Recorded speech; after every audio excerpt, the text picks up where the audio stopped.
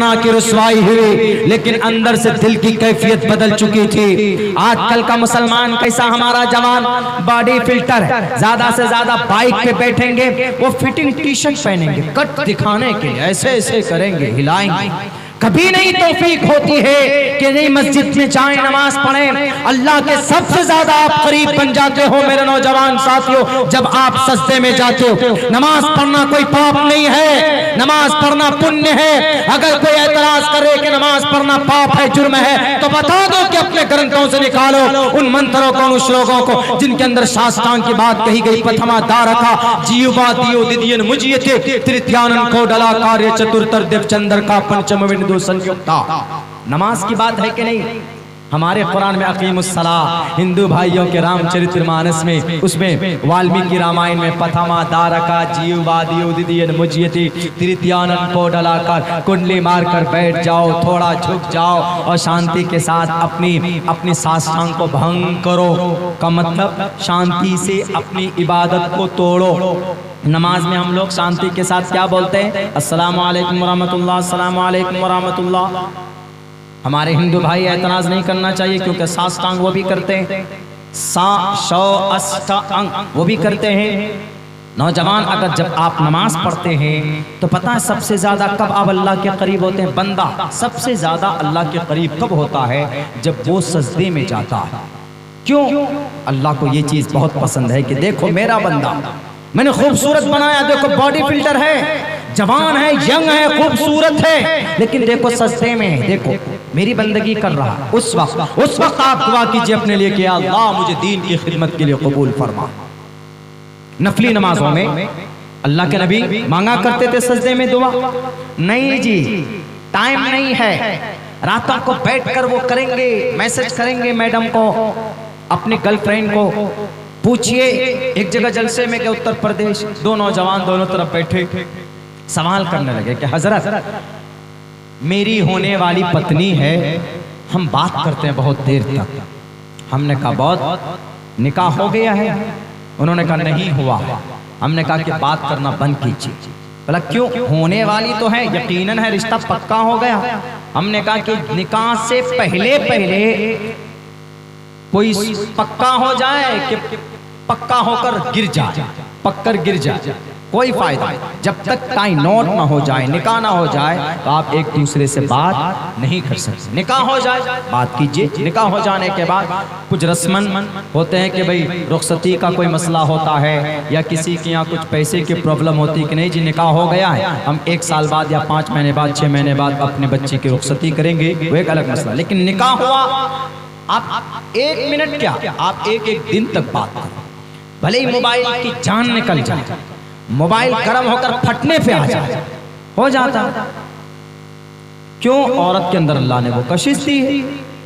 कुरान करीम में भी बयान किया अल्लाह तबारक व तआला ने साफ लफ्जों ने, फला तखज़ाना बिल कौल फयतमअल्लज़ी फी क़ल्बिही मरज़ुन वक़ुल्ना क़ौलन मारूफ़ा। औरत की आवाज में कशिश होती है गुरु।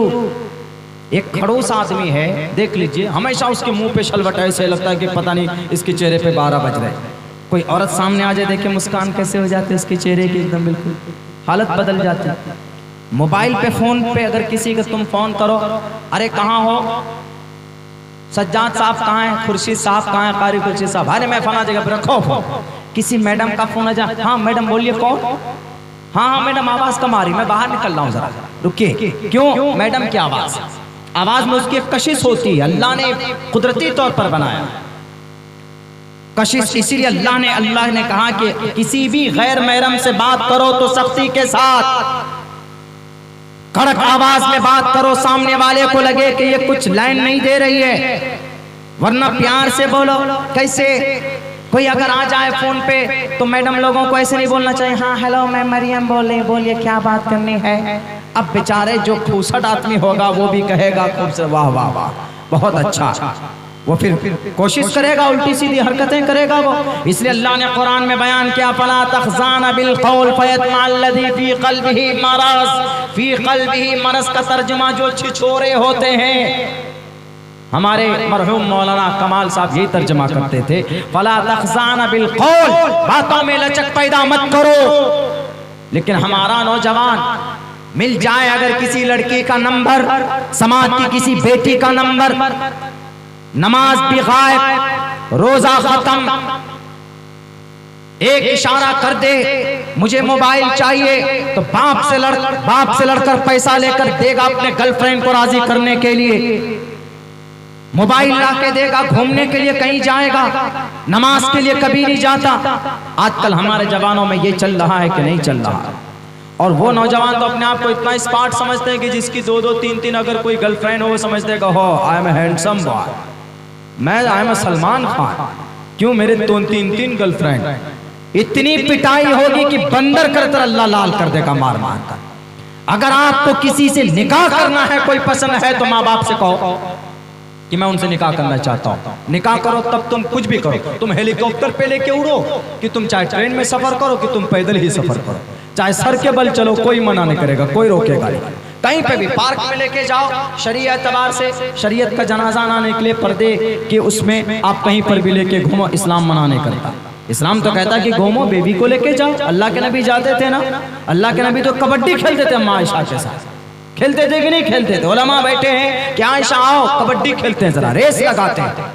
अल्लाह के नबी ऐसे रोमांस करते थे अपनी अहलिया के साथ। क्यों? आज के जनरेशन को बताने के लिए कि रोमांस करना गलत नहीं है, लेकिन अपनी बीवी के साथ, किसी बेटी के साथ नहीं, अपनी बीवी के साथ, किसी की बहन के साथ नहीं, अपनी अहलिया के साथ रोमांस करो। अपनी बीवी के साथ आप खूब घूमो, जाओ पूरी दुनिया घूम कर क्या। अल्लाह ने अगर आपको ताकत दी, अल्लाह ने अगर आपको वसअत दी है, लेकिन किसी की बेटी की जिंदगी खतरे में मत डालो। किसी पराया औरत से, किसी गैर महरम से आप कम्युनिकेशन बनाते हैं, क्या तरीका होता है? किसी से नंबर लिया, एक मिस कॉल करेंगे, फिर कॉल करेंगे, हेलो आप मैडम बोल रही हैं? हाँ, आपका नंबर मेरे मोबाइल में था। कहाँ से आया? कितनी पापड़ पेल कर वो किया है, नंबर हासिल किया। उसके बाद फिर मैसेज करेंगे कि मैडम आपकी आवाज बहुत अच्छी लगती है।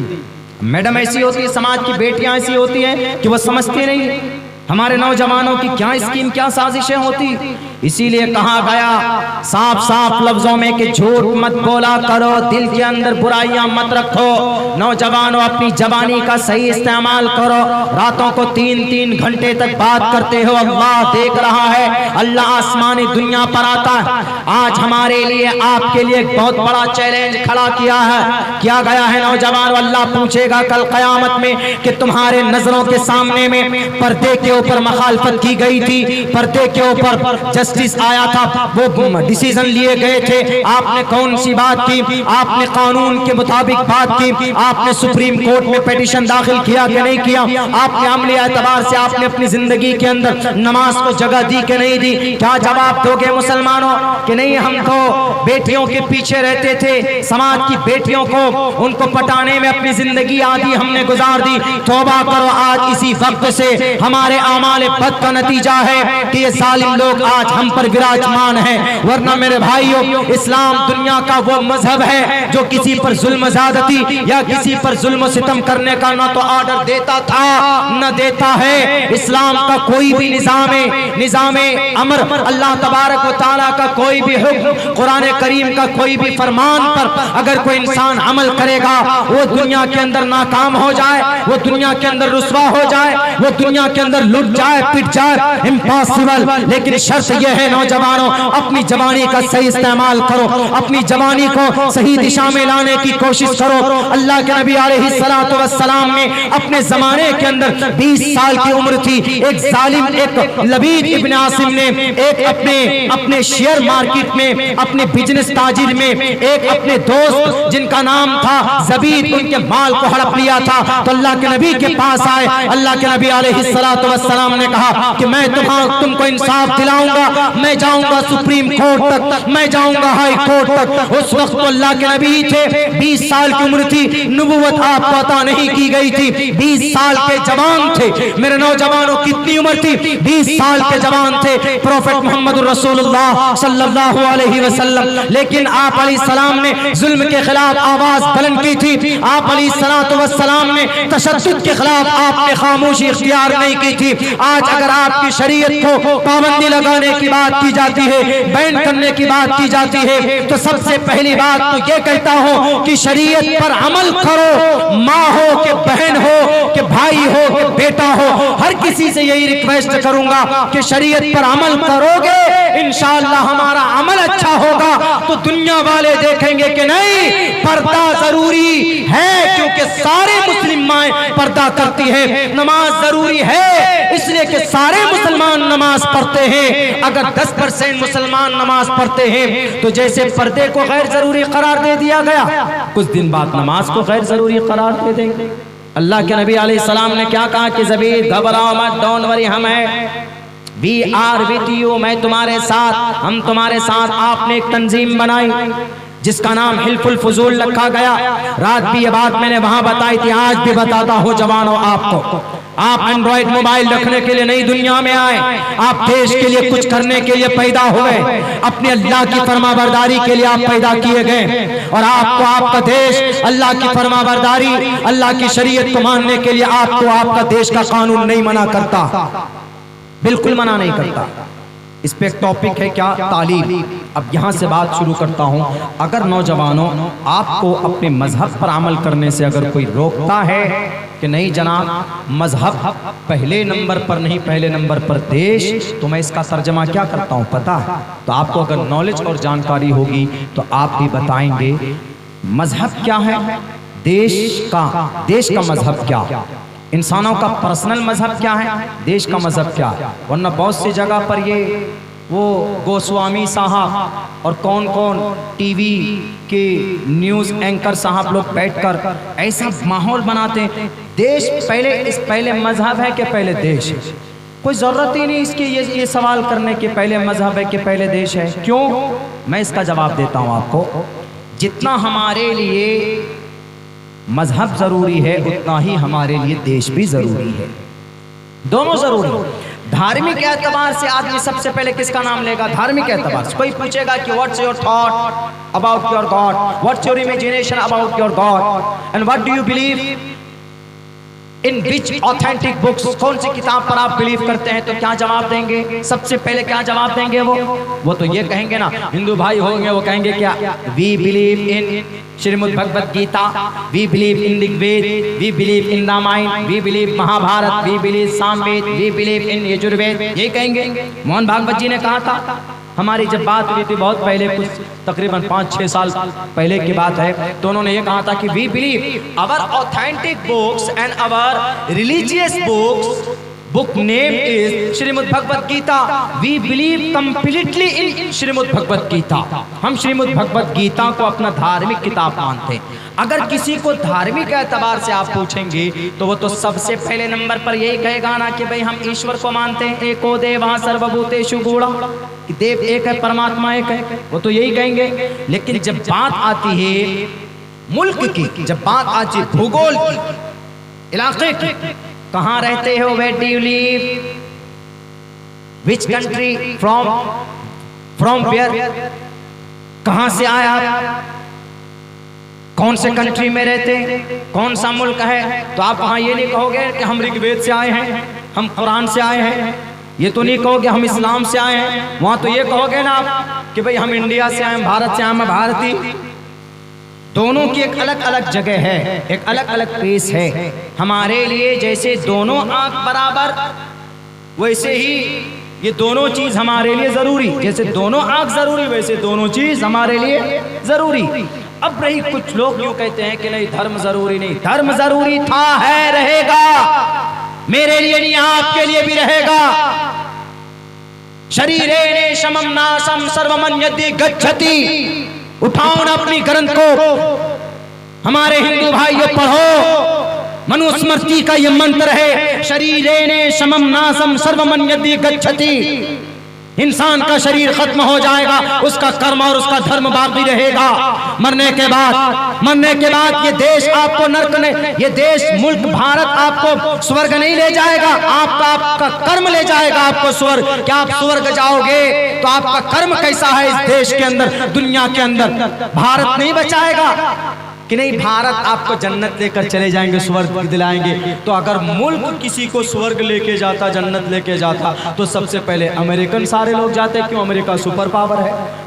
अमेरिका कहेगा कि जन्नत के फरिश्ते, हम ये अमेरिकन इसको जन्नत भेजो पहले, नहीं तो यहीं से मिसाइल दाग दूंगा तुम्हारे ऊपर। ऐसा है क्या? ये वहां से है, नेपाल से आया, इसको पीछे करो। ये भूटान से है, काला है, पीछे करो। ये वहाँ हबशा से, इथोपिया से आया हबशी, ये ब्लैक है, काला है, इसको पीछे करो। पहले अमेरिकन को भेजो। जितने भी यूरोप कंट्री के लोग हो तो पहले नंबर पर जाकर सीट बुक करके बैठ जाएंगे फिर जन्नत में। क्यों जी? ये यूरोप से आए। यूरोप में कितने कंट्री? 27 कंट्री। नहीं, अलग अलग जगह। अगर धर्म इतना इंपॉर्टेंट नहीं है तो क्यों बात कही जाती धर्मो रक्षति रक्षतः? क्यों कही जाती है ये बात कि धर्म की तुम रक्षा करो, धर्म तुम्हारी रक्षा करेगा? क्या मतलब है इसका? इसका मतलब यह है कि तुम धर्म की बातों पर अमल करो, यानी ईश्वर के फरमान पर अमल करो, ईश्वर की बात मानो, ईश्वर तुम्हारी बात मानेगा, ईश्वर तुम्हारी जरूरतों को पूरी करेगा। ये मतलब है। उल्टे सीधे अनाप शनाप मंत्र बताकर लोगों को डराते हैं। सत्यमेव जयते को शस्त्रमेव जयते बना दिया बेवकूफ लोगों ने। सत्यमेव जयते, सच्चाई की जीत होती, इसको शस्त्रमेव जयते बना दिया। मेरे नौजवानों, मेरे हिंदू भाइयों, सबसे कहता हूं मैं, तालीम जहां जरूरी है इंसानियत और मानवता के लिए, वहीं पर जरूरी है तालीम अपने धर्म को पहचानने के लिए। वरना धर्म का ऐसा भंग खिला दिया गया है आज के जमाने में। कभी कोई मूवी बना दी जाती है धर्म के नाम पर कि नहीं वहां पर देखो हिंदू मुस्लिम ऐसा ऐसा हुआ। ये मैं समझता हूं कि इस देश की सबसे बड़ी बदनसीबी है कि इस तरह के मूवीज बनाकर जिन चीजों को आदमी टाइम पास के लिए, जॉनी लीवर को क्यों जानते आदमी हंसाता है, वो हकीकत में थोड़े ही वो इस तरह का एक्टर, वो इस तरह का है, अपनी पर्सनल लाइफ में हंसाता है, पैसे लेता है। वो असरानी जी कौन थे, मर गए बेचारे, चले गए, वो हंसाते थे लोगों को। लाफ्टर चैलेंज क्यों देखता आदमी, हंसता है। कपिल शर्मा शो क्यों देखता आदमी, वो तो एंटरटेनमेंट की चीज है। लेकिन उनको क्या बना दिया? उनको बना दिया देश के अंदर में ऐसी माहौल पैदा करने के लिए कि देखो ऐसा ऐसा हुआ। तो पूरी सच्चाई को सामने रखिए ना जनाब, पूरी सच्चाई को रखिए आप, शुरू से लेकर आखिर तक रखिए। इसीलिए मैं कहता हूं मुस्लिम नौजवानों, मुस्लिम भाइयों, हमारे नॉन मुस्लिम साथियों, न तो इस्लाम किसी पर जुल्म ज़्यादती, न तो इस्लाम से किसी को खतरा होना चाहिए, और न हिंदू को किसी से खतरा होना चाहिए, न क्रिश्चियन को किसी से खतरा होना चाहिए। रही बात धर्म की कि धर्म पहले या दूसरे नंबर पर, तो धर्म हमारे लिए उतना ही जरूरी है जितना भारत का संविधान। और हम तो इतना जानते हैं कि हमारे इस देश का जो मजहब है वो सिर्फ संविधान है।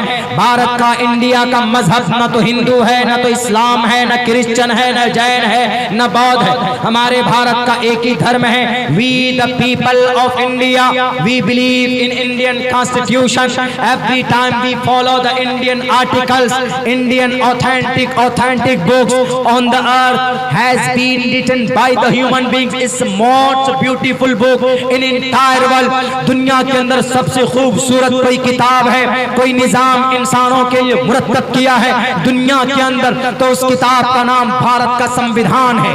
भारत के संविधान में ये खूबसूरती है कि इस्लाम के लिए, हिंदू के लिए, हिंदू मंदिर में घंटा बजाए, मुसलमान मस्जिद में अजान पढ़े, हिंदू भाई हमारे सिख भाई अपने मूल मंत्र को पढ़े अपने गुरुद्वारे में, क्रिश्चियन अपने कलीसा में, चर्च के अंदर अपने यहूदी लोग चले जाएं, वहां पर वो अपने ईश्वर के, अपने अल्लाह की इबादत करें। जीसस को माने, कोई अल्लाह को माने, कोई परमात्मा को माने, कोई ब्रह्मा को माने। भारत ने यह कहा कि हर कोई मान सकता है, कोई किसी को रोक नहीं सकता। इसलिए मैं कहता हूं उन शरपसंदों से, उन शराबियों से जो हाथ में या सर पे वो किस तरह की पट्टियां बांध लेते हैं और फिर किसी मंदिर से लाउड स्पीकर उतारने की बात करते हैं, नमाज पढ़ने के लिए मस्जिद में ताले लगाने की बात करते हैं, या किसी भी ईदगाह में नमाज पढ़ने के लिए मना करते हैं कि हम तुमको नमाज पढ़ने नहीं देंगे, हम तुमको अल्लाह की इबादत करने के लिए नहीं देंगे। क्यों? भारत का संविधान कहता है freedom to manage religious affairs,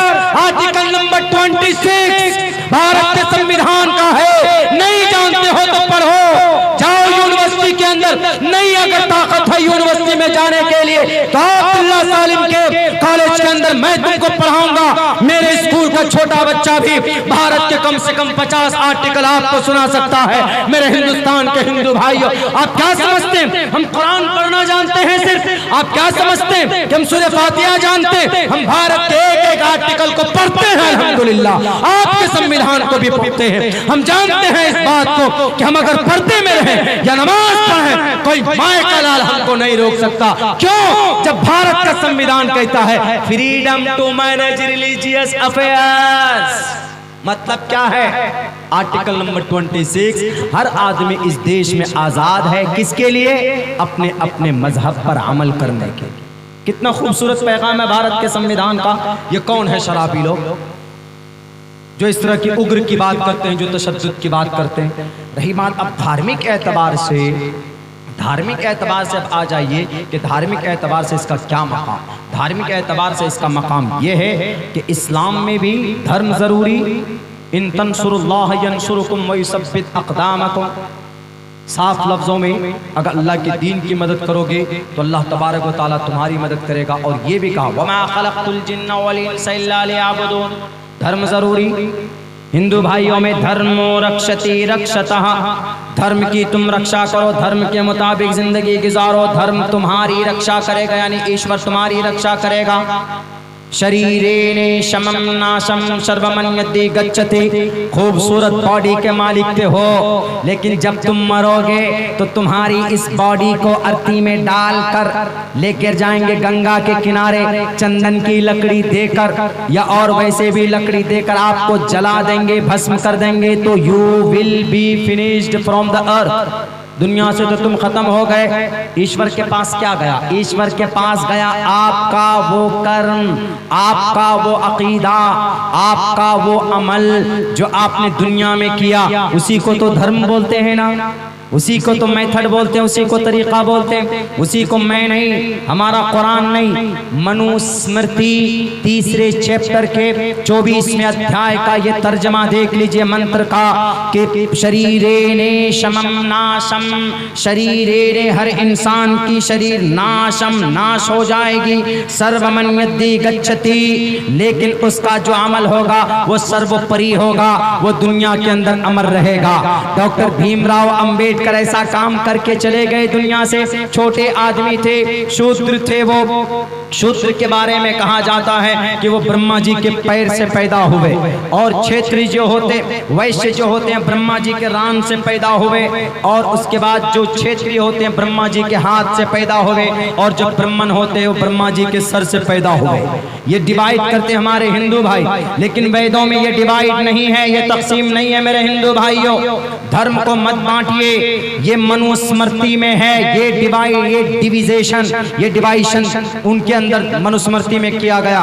लेकिन ऋग्वेद में ये कहा गया कि कोई भी आदमी ब्रह्मा के सर से पैदा होकर दुनिया में नहीं आता, बल्कि ब्रह्मा एक, परमात्मा एक, तो हर इंसान को एक पैदा करता है। शूद्रो ब्रह्मणतामिति ब्रह्मणश्चैति शूद्रताम क्षेत्रियो याति वित्रत्वम विघातवीच्यम तथेच्च स एक एवात्र पति पर जानाम कथम पुनर्जाति कीर्ता पर भेदा।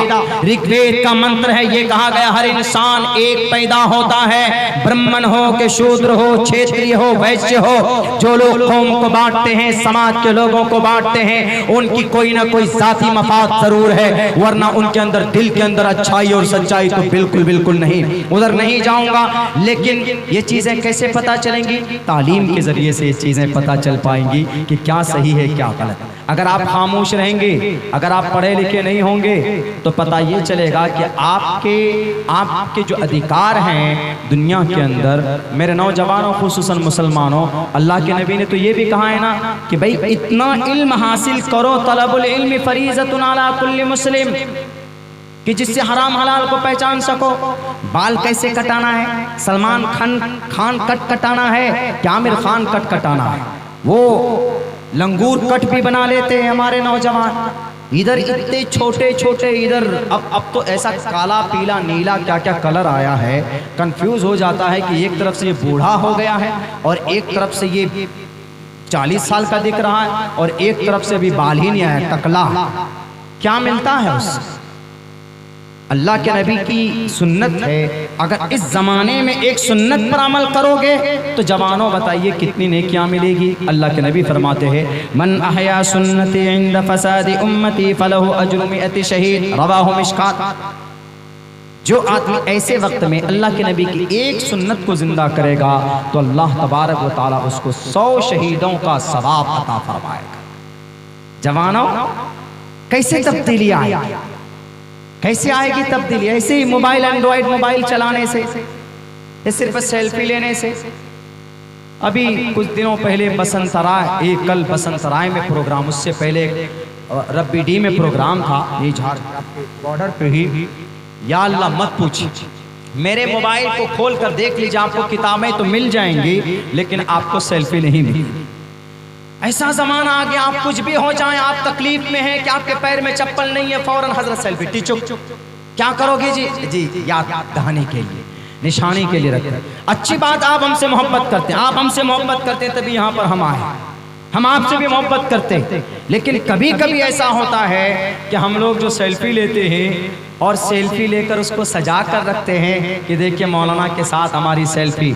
सेल्फी की जरूरत नहीं, मौलाना ने जो बात कही है वो बात आप सेव करके रखिए ना, कि मौलाना ने जो बात कही कुरान और हदीस की, कुरान और शरीयत की, उन बातों पर गौर करने की कोशिश कीजिए।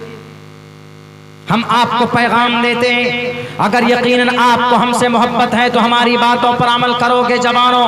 वो ये है कि आप शरीयत से जुड़ें, आप तालीम से जुड़ें, आप तरबियत से जुड़ें। दूसरे नंबर पर यह कहूंगा मैं आप तमाम नौजवानों से कि आप तारीख उठाकर देख लो कि जब जब नौजवानों ने अंगड़ाई ली, कदम आगे बढ़ाया तो पूरी दुनिया के अंदर इनकलाब पैदा हुआ। आप इस देश में अगर कदम आगे बढ़ाएंगे तो इंशाअल्लाह देश का भी भला होगा और अपने मजहब का भी भला होगा और आपका भी भला होगा। इसीलिए कहा जाता, पंडित दयानंद सरस्वती जी ने कहा कि अपनी जिंदगी के अंदर अच्छाई को पैदा करो, झूठ मत बोलो, सत्य पूताम, दृष्टि पूताम, मुस्तकबिल में कोई बात बोलो तो सत्य पूताम, सच बोलो। नेताजी के तरह झूठ मत बोलो। हर नेता झूठ नहीं बोलते हैं, आपके यहाँ भी नेता है, हर कोई नहीं बोलते, आपके अच्छे होते हैं। नेताजी के तरह झूठ मत बोलो। नेताजी लोग बहुत झूठ बोलते हैं कभी कभी। सत्य पूताम वदेद वाचम वस्त्र पूताम जलम पभेद। भाई आप हंस रहे हैं, ताज्जुब की बात है। अरे भाई मैं एक नेता भी हूँ, छोटा मोटा, मैं एक नेताजी हूँ।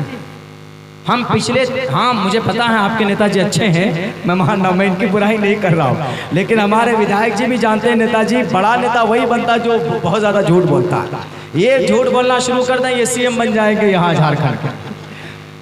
हो सकता है आजकल ऐसा बना दिया गया, वरना सच में सियासत जो है, नेतागिरी, ये खिदमत खल्क है।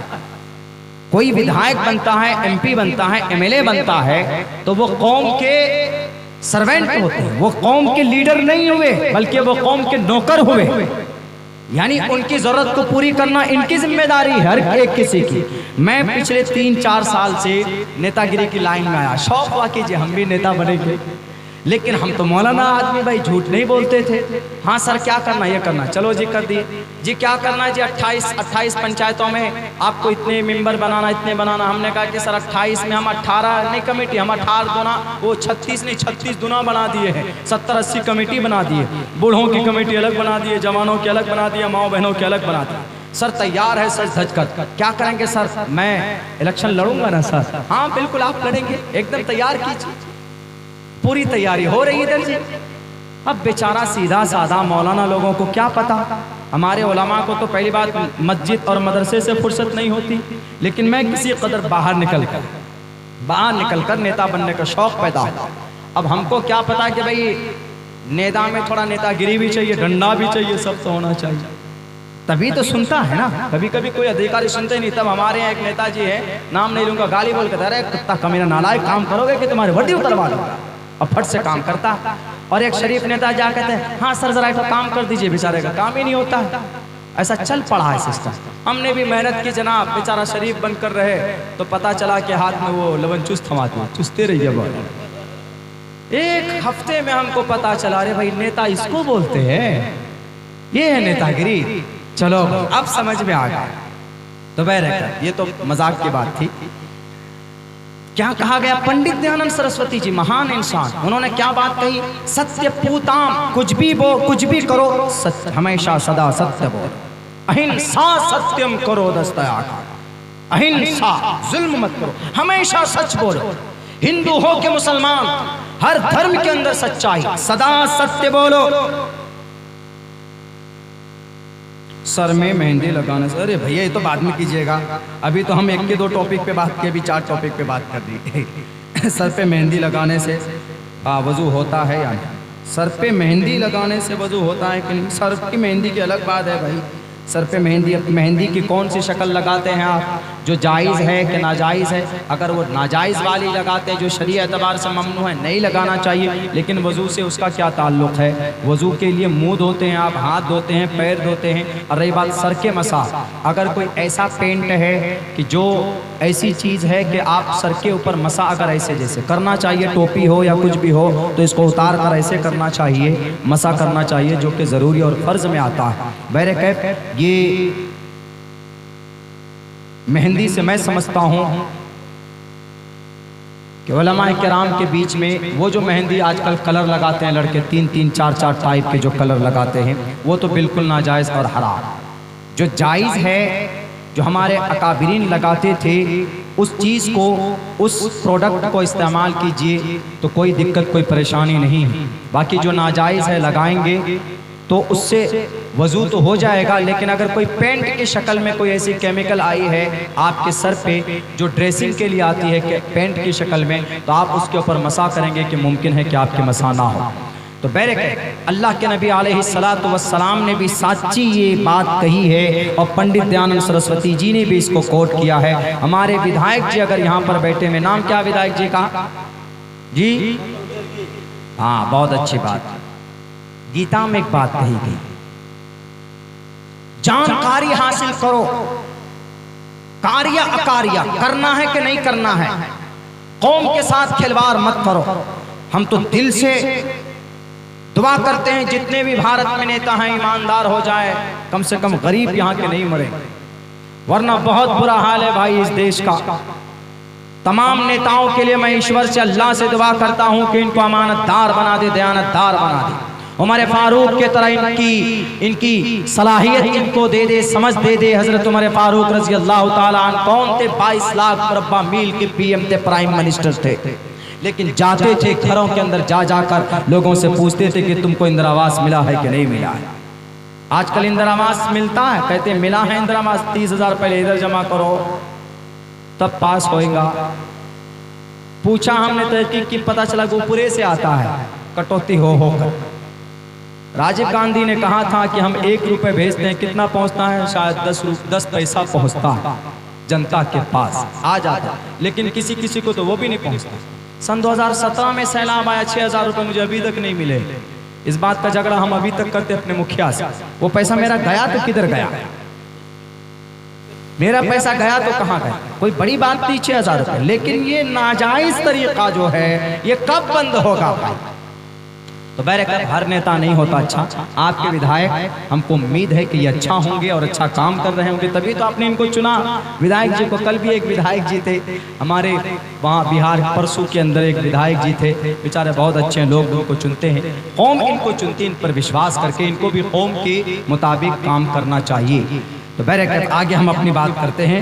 ये तो भाई रही बात औरत और पर्दे के ताल्लुक से। तालीम और तरबियत it's compulsory. The education, the primary aim of education is to prepare and to qualify the new generation for participation in the development, cultural society and villages in our cities, in our countries, in our state. अगर हम अपने state को, गांव को, समाज को growth करना चाहते हैं तो हर एक बच्चे का तालीम याफ्ता होना निहायत जरूरी है। अगर तालीम याफ्ता होगा तो ये अनपढ़ गवार अग्निहोत्री की फिल्म बनाने से हमारे कौम में दंगा नहीं होगा हिंदू मुसलमानों के बीच में। अगर समाज में बच्चे पढ़े लिखे होंगे तो इस फिल्म से ये सिर्फ हम ये समझ जाएंगे कि अग्निहोत्री ने जी ये जो पिक्चर बनाई है इससे कौम को बर्बाद करना चाहते, इससे हिंदू मुसलमानों के बीच में दरार पैदा करना चाहते। मैं तो आज भी कहता हूं कि हमारा लीडर कोई भी, हमारा जो अच्छा काम करेगा वो हमारा लीडर होगा, चाहे वो बीजेपी हो, कांग्रेस हो, वो झारखंड मुक्ति मोर्चा हो, आरजेडी हो, जदयू हो, कांग्रेस हो, जो आवाम के लिए काम करे वो आपका लीडर है। ये मत देखिए कि ये गैर मुस्लिम है, ये नॉन मुस्लिम है, ये कम्युनल पार्टी। जो कौम का भला करे वो आपका लीडर हो सकता है और चुनने में आपको कोई दिक्कत, कोई आपत्ति नहीं। लेकिन मेरे भाइयों, इतना जरूर है, जब आप कॉमन सेंस रखेंगे, पढ़े लिखे होंगे, तो इन जैसे लोगों की बनी हुई मूवीज द कश्मीर फाइल बना दी, झगड़ा खड़ा कर दिया। एक जवान लड़का तलवार लेकर आता है, बेचारे 2-3 बूढ़े आदमी बैठकर गुफ्तगू कर रहे होते हैं, एकदम मारकर हमला कर। क्यों? तुमने तुम्हारे बाप दादा ने हमारे कश्मीरी पंडित भाइयों को मारा। कहाँ पे? कश्मीर में। अब बताइए, उनका कोई लिंक ही नहीं। वो बेचारे कहाँ के थे? वो बंगाल के थे, उस साइड के, उधर के बशीरहाट के थे। बड़ी मुश्किल से उन्होंने जान बचाई, कुर्सी फेंक फेंक कर मारा। बताइए कितने। श्रीमद् भगवत गीता में तो ये कह रहे कि अहिंसा सत्यम करो, दस्तयाग गुस्सा मत करो, जुल्म मत फैलाओ। कौन कह रहे? कृष्ण जी कह रहे कि सच बोलो, लोगों को वो मत कहो कि हम तुम्हारा ये काम कर देंगे, लोगों को ये मत कहो कि हम तुम्हारे लिए जन्नत बना देंगे, हम तुम्हारा घर बना देंगे, तुम हमको जिताओ या तुम हमारा ये काम करो। बिल्कुल नहीं, सच बोलो, सच। अहिंसा सत्यम, मर जाओ, लुट जाओ, पिट जाओ, सच बोलने की कोशिश करो। अहिंसा, जुल्म मत करो, सत्यम, सच बोलो, करो दस्तयाग। अगर अग्निहोत्री की फिल्म देखकर गुस्सा आ गया तो उसको त्याग दो। तलवार लेकर किसी मजलूम बूढ़े के ऊपर, किसी मासूम बूढ़े के ऊपर हथियार मत तानो। अगर वो तलवार आपको चलाने का इतना शौक है तो चलाओ। हमारे बॉर्डर पर जाकर हमारे चाइनीज आर्मी जो हमारे देश में कब्जा किए हुए, चलाओ जाकर कश्मीर के उस बॉर्डर पर जो हमारे पड़ोसी मुल्क हमारे इस देश में कब्जा करना चाहता, चलाओ जाकर उन दुश्मनाने के ऊपर, रशिया के ऊपर, अमेरिका के ऊपर, इसराइल के ऊपर, जो इंसानियत दुश्मनाने इंसानियत के, मानवता के दुश्मन है, उनके ऊपर चलाओ हथियार, उनके ऊपर। लेकिन भारत के अंदर तो नहीं होनी चाहिए ना। वो जवान क्यों गया? उस पिक्चर के अंदर दिखाई गई सिर्फ एक बात कि मुसलमानों ने कश्मीरी पंडित को मारा, लूटा, पीटा। इसीलिए इस देश के अंदर मुसलमानों को ना तो रहने का हक है, अगर है तो हम उनको मारेंगे, उनको काटेंगे। मेरे भाइयों, अगर तालीम होती हमारे उस जवान को, अगर एजुकेशन होता उस जवान को, तो वो जवान कभी भी तलवार उठाकर जुल्म सितम की बारिश नहीं करता। अगर पढ़ा लिखा होता तो विवेक अग्निहोत्री की तारीख को पढ़ता। अगर वो पढ़ा लिखा होता हमारा वो जवान, मैं उस जवान से कहूंगा, इस तरह की मानसिकता रखने वाले टोटल जवानों से कहूंगा कि आप पढ़िए कश्मीर की हिस्ट्री को, आप पढ़िए 1979 और 1990 की हिस्ट्री को।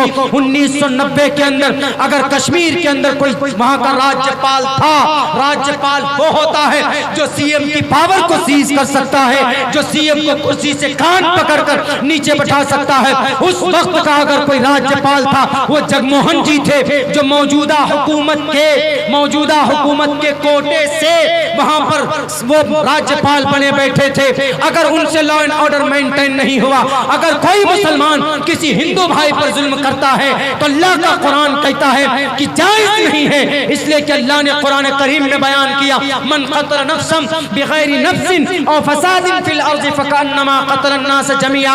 अगर कोई एक जान को मारता है बिना किसी गुनाह के, बिना किसी वजह के, अगर ऐसे ही मारता है तो गोया उसने एक इंसान को नहीं मारा। वो मन क़तल अन्नास जमीआ, पूरी दुनिया की इंसानों की हत्या कर दी उसने। जिसने एक इंसान की हत्या पर पूरी दुनिया की इंसानियत की हत्या की बात कही हो, वो कश्मीर के अंदर पंडित भाइयों को जान लेने पर वो कुरान, वो शरीयत, वो मुसलमान कैसे आमादा हो सकता?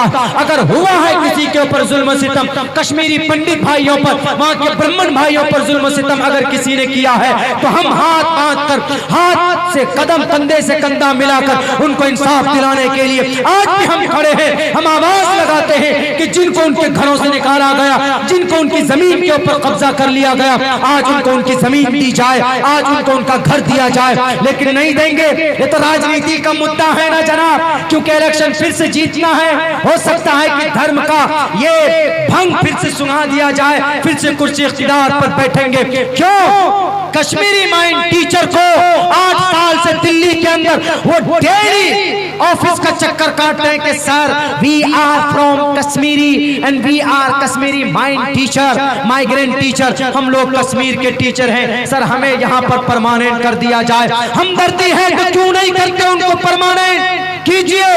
विवेक अग्निहोत्री जी, अगर आपको डॉक्यूमेंट्री पिक्चर बनाना था तो आप बनाते कहां के लिए? मालिया गांव के बम ब्लास्ट के ऊपर आप बनाते। आसाम 1983 में 18 मुस्लिम माइनॉरिटी मारे, 1800 मुस्लिम माइनॉरिटी मारे गए, उसके ऊपर भी बनाना चाहिए। अगर आपको डॉक्यूमेंट्री पिक्चर बनाना था तो 1984 दिल्ली का दंगा, 10,000 हमारे सिख भाई मारे गए। जितनी खून की कीमत हिंदू भाइयों की है उतनी ही खून की कीमत हमारे क्रिश्चियनों की भी है, सिखों की भी है, शूद्र की भी है, दलित की भी है, आदिवासी की भी है। आदिवासी को आप दर्जा नहीं देते। आदिवासी इस देश के सबसे पुराने, बल्कि सबसे इस देश के, ये कहा जाता है कि इस देश के अगर कोई वारिस हैं इस देश का तो वह आदिवासी है, वो दलित है जिनको हम संथाल बोलते हैं। मैं अपनी तकरीरों में कई बार कह चुका हूं, अगर आपको डॉक्यूमेंट्री पिक्चर बनाना था तो आप गुजरात के दंगे के ऊपर भी बनाते,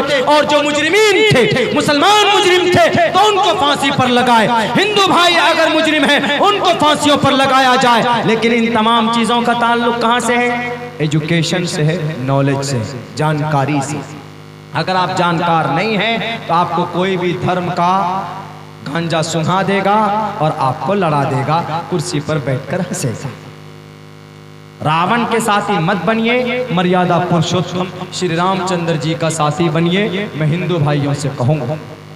तो therefore education is to must, is to compulsory, बहुत जरूरी, तालीम बहुत जरूरी, हिंदू में भी मुस्लिम में भी। बल्कि तलकीन की गई है श्रीमद् भगवत गीता के अंदर, श्री कृष्ण जी ने तलकीन कही है कि तालीम हासिल करो, पढ़ो और फिर उसको समझने की कोशिश करो।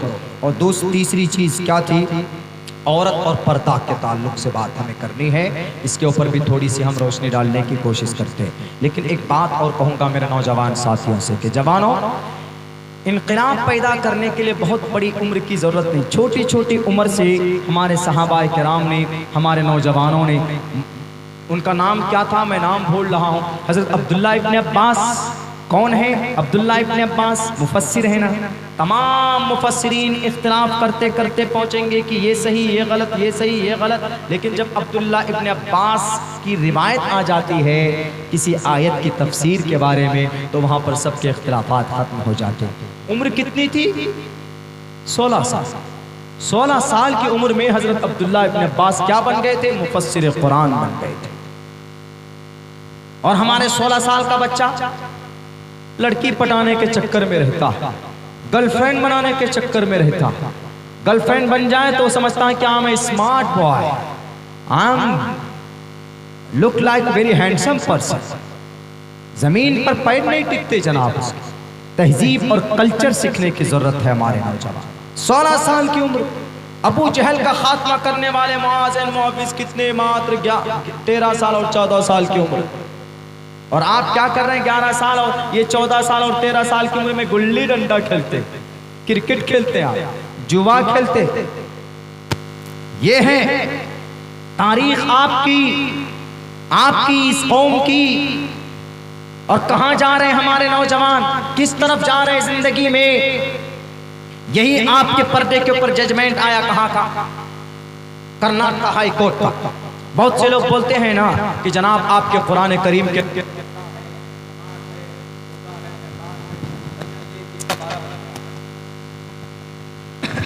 12 बजे गया ना जी, 12:30 हो गए।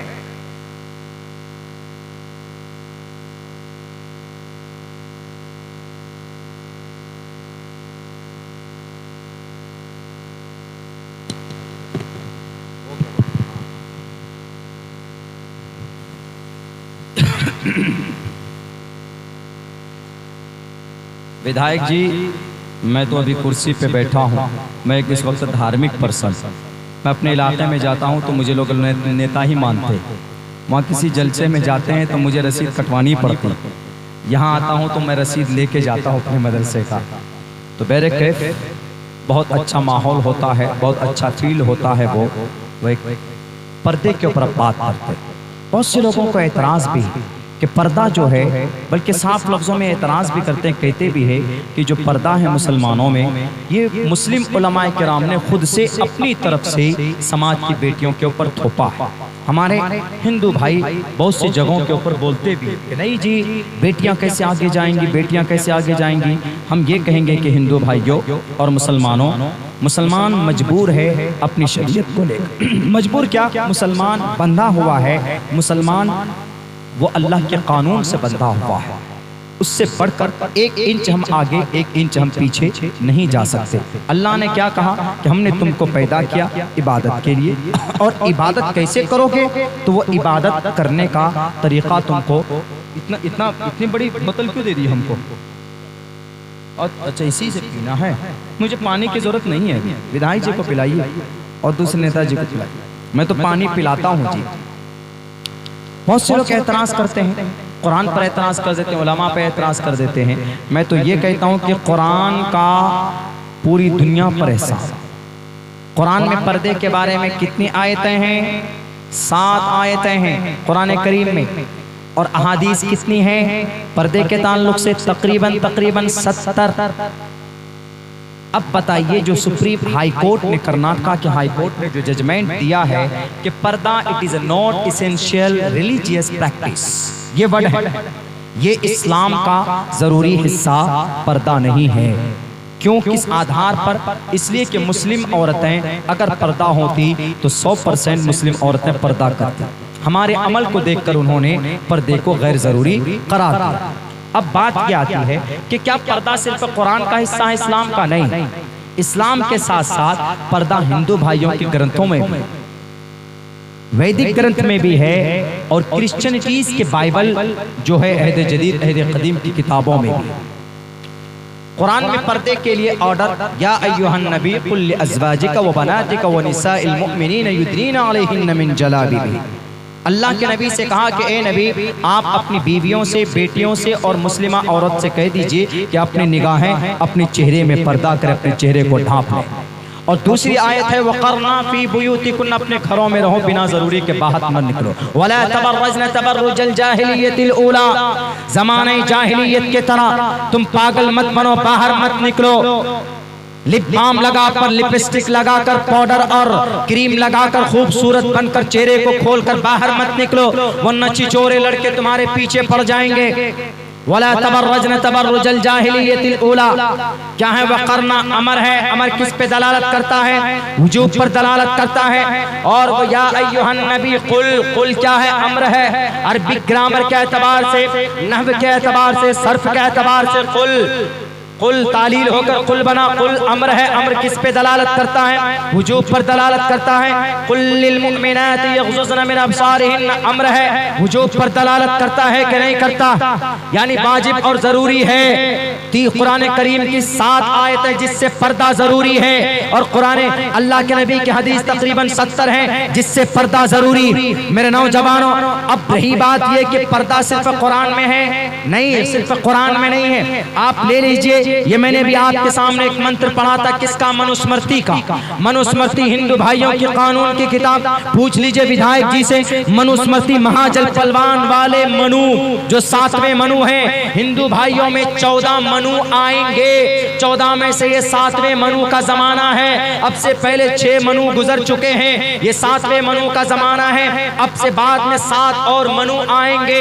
मनुस्मृति कानून की किताब, मसले की किताब, जिंदगी कैसे गुजारेंगे, मार्ग का दर्शन कैसे होगा, सत्य मार्ग क्या होगा, उसके कानून की किताब को मनुस्मृति बोला जाता है। उसी मनुस्मृति के चैप्टर नंबर 3 के मंत्र नंबर 55 और 56 में कहा जाता है, क्या कहा जाता है? औरत के ताल्लुक से, यत्र नार यस्तु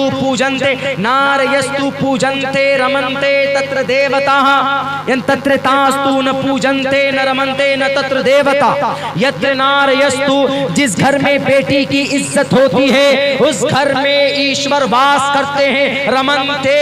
रमन्ते मतलब बसते हैं।